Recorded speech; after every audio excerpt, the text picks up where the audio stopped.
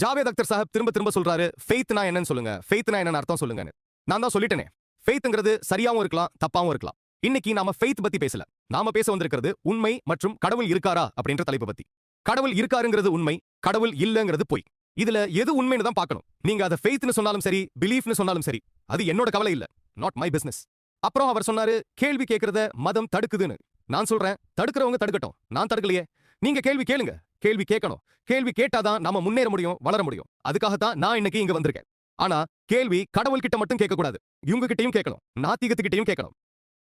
மதம் மட்டுமே பதில் சொல்ல வேண்டிய அவசியம் இல்ல, எல்லாருமே பதில் சொல்லணும். இன்னைக்கு நான் கேள்வி கேட்பேன், நீங்க பதில் சொல்லுவீங்கன்னு நம்புறேன். இது வரைக்கும் நான் சொன்ன கான்டின்ஜென்சி வாதத்துக்கு நீங்க எந்த பதிலும் சொல்லல. சரி. அப்புறம் அவர் சொன்னாரு, பிரபஞ்சம் ஏன் நித்தியமானதுன்னு சொல்லக்கூடாது, ஏன் கடவுள் தான் நித்தியமானவர்னு சொல்லணும்னு. ஏன் பிரபஞ்சம் நித்தியமானது இல்லன்னா லாஜிக்கலா அது சாத்தியமே கிடையாது. ஏன்னா பிரபஞ்சம் ஒரு கான்டின்ஜென்ட், அதாவது சார்ந்திருக்கிற பொருள்.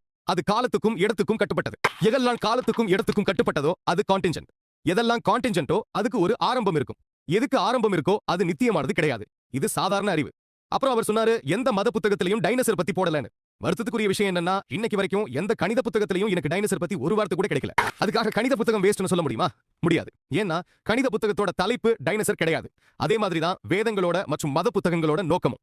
அது உங்களுக்கு சைக்கிள் எப்படி தயாரிக்கிறதுன்னு சொல்லி கொடுக்க வரல. டைனோசர் எப்ப வாழ்ந்ததுன்னு சொல்ல வரல. அது உங்களுக்கு அறம் சொல்லி கொடுக்க வந்திருக்கு. கடவுளை பத்தி சொல்ல வந்திருக்கு. இந்த பௌதீக உலகுக்கு அப்பாற்பட்ட உண்மைகளை விளக்க வந்திருக்கு.